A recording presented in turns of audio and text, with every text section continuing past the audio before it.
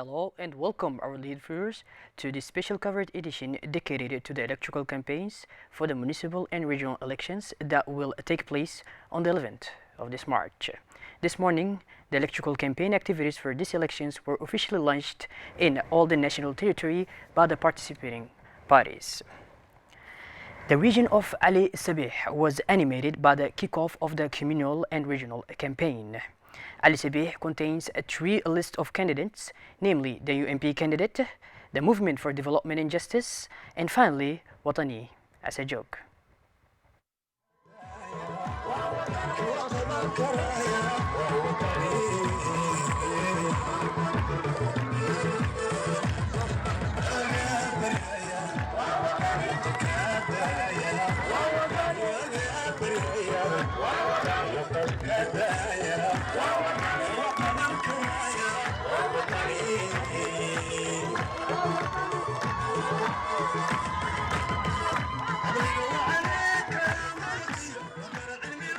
Watani as a joke started its campaign in Ali Buh district, headed by Mr. Faisal Mahmoud Waberi, head of the list of Watani as a joke movement, accompanied by his Vice President Abdullah Yusuf Dalieh in his delegation containing elected officials from different districts of Ali Sabih and its surroundings.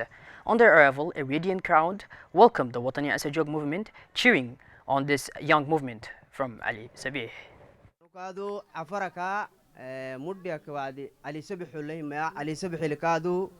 إغلي تنجيه تنتي عفر هاي هنيه دورانا ما فيصل محمود وابر إنكي أكاكاي كا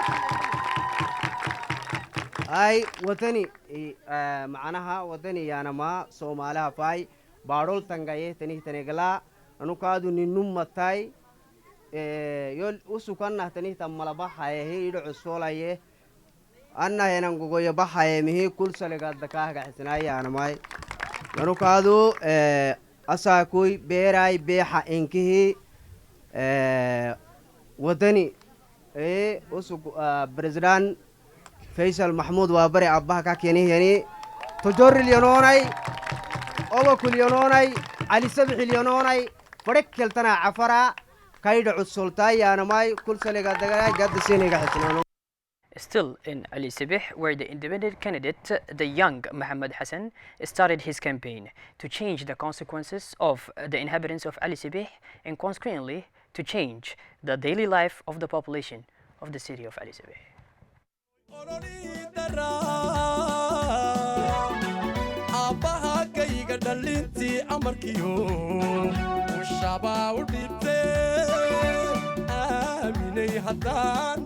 يمادين هالكم ولقي نيمين طبعا كاس نضادي جوجان وكاست ويدي أقل كان قال يسي كمر خاتك عيسى قولون كي يقرمون كماشن يدخسي إن الضوء الله يرى الضوء كنا حسبي MDG ليس كمذا حبنا MDG وح حوق صارنا دبتها ماشة طالع إن حوق صارنا الضوء الله يرى. أكلني علي السبح اليوم مدينة.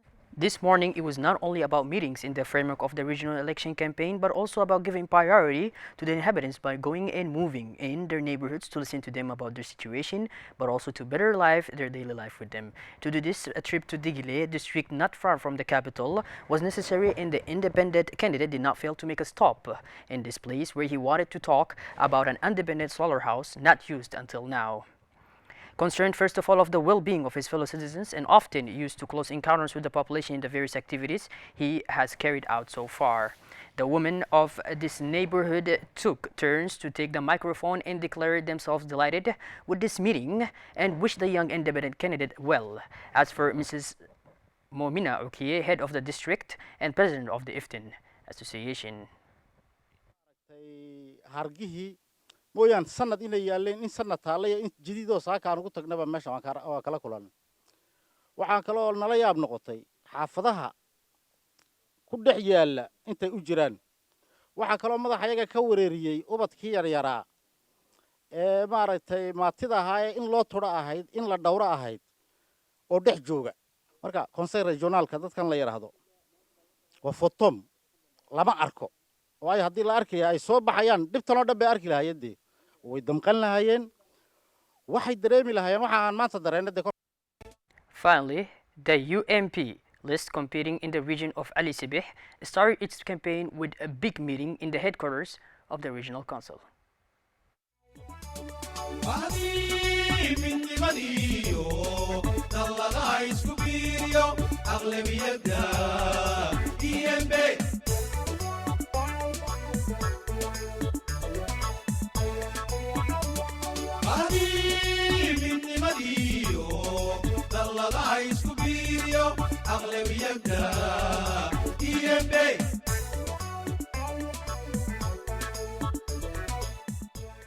First popular gathering in search of the voters of the Asajok electorate saw the presence of parliamentarians of the regional, namely Abdi Khairi Bouh, Abdu Siki Deri, Roda Ahmed Ali.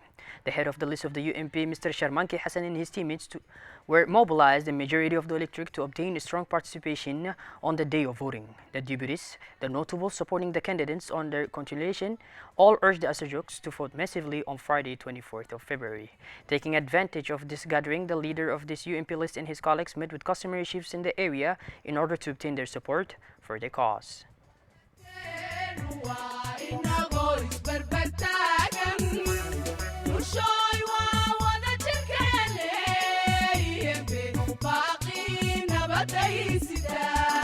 maanta waxaan hor jooga waa musharaxiintii UMP ee ni soo xushay ay ka qayb galaan doorashooyinkan dhici doona bisha 3-11keega ayaan hor jooga waa dadkiini wadadada wada garanaysiin waxaan rabnaa walaalayaal inaan ni sheegno in maanta annagu wixii aan qabanayno way noo qoran wixii conseil régional ku soo qabtay iyo xisbiga UMP ee soo qabatay waa arkaysiin waxyaaladan qaban doono waxay taabanayaan dhinacyo badan dhinaca bulshada dhinaca istaageersiga socialka dhaqaalaha meel kasta way taabanayaan shaqo abuurka walaalayaal waxaan leenahay xisbiga UMP sida awalba u aaminayseen u aamina nagu talagala annaguna waan igu talagalayna.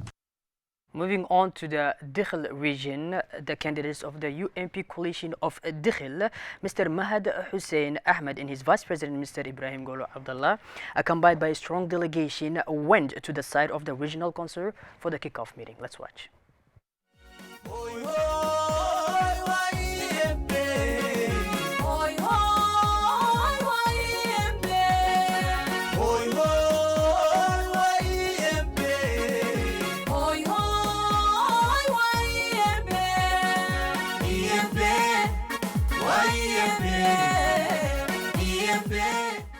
The former president of the regional council of Dikhil, Mr. Abdurrahman Yunus, welcomed them as they got out of their car, and the crowd greeted them with shouts of acclamation and songs of praise, as well as with performance of cultural dances that were on the program of the first proximity meeting in the large stand of the regional council headquarters. The candidates expressed their thanks to the crowd for the warm welcome they have received. They took the floor to talk about the major actions they have carried out and those to be undertaken over the next 5 years. Finally, they urged the citizens to support them by voting massively for the UMP coalition party. The first proximity meeting in Dikhil took place calmly under a slightly sunny sky.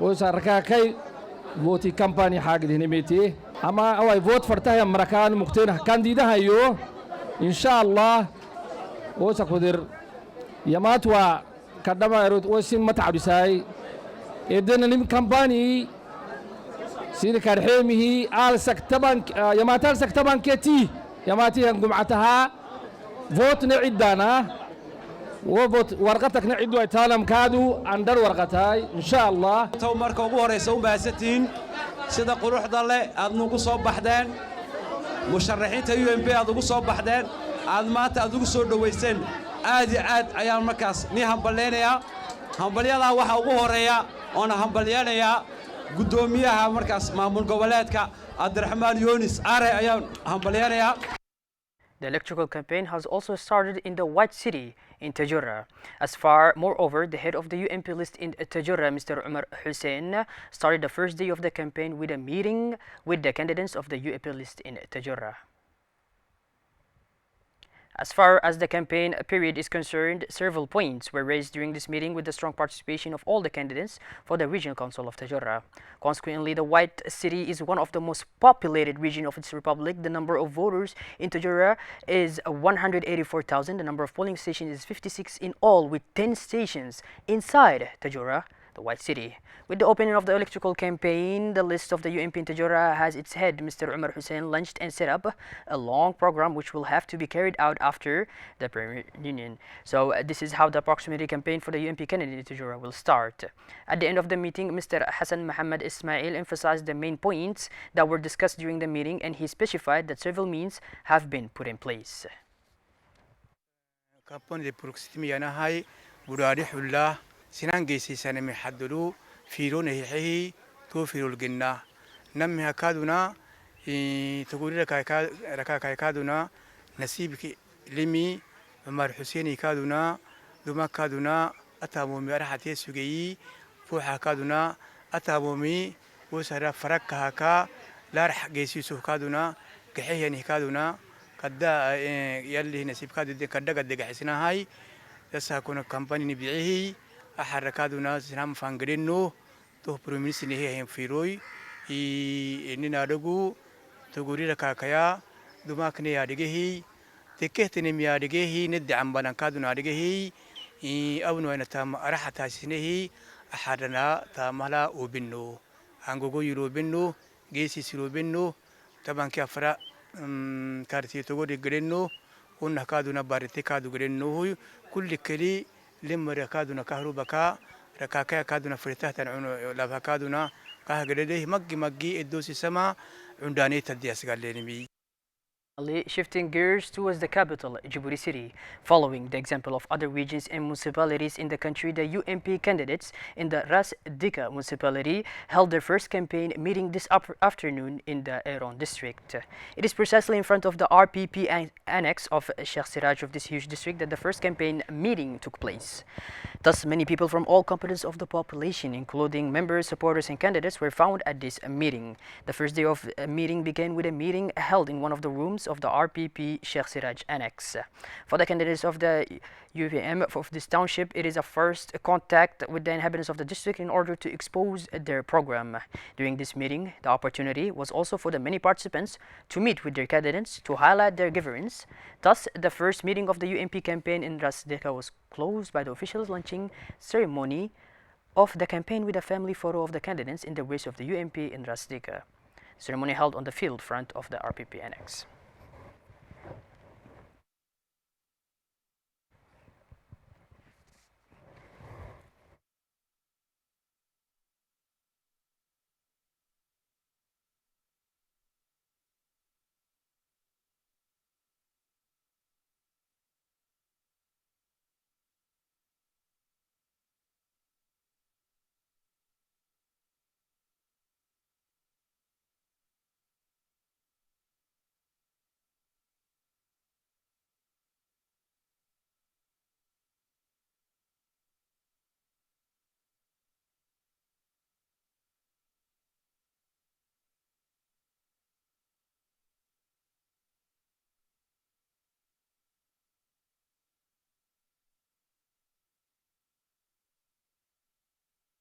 Moi, je m'appelle Abdoukader Aboukar Kako, candidat de la liste de l'UMP. Nous venons de recevoir les plans et les perspectives du lancement. Demain, on s'apprête à faire du porte-à-porte. J'ai dit à nos concitoyens de s'apprêter, de nous accueillir. Et en fin de compte, le 11 mars, nous souhaitons que vous venez voter en masse. By this, our beloved viewers, we conclude this special coverage edition. Thank you for being with us, and make sure to tune in for more. Have a wonderful evening, and thank you once again for joining us.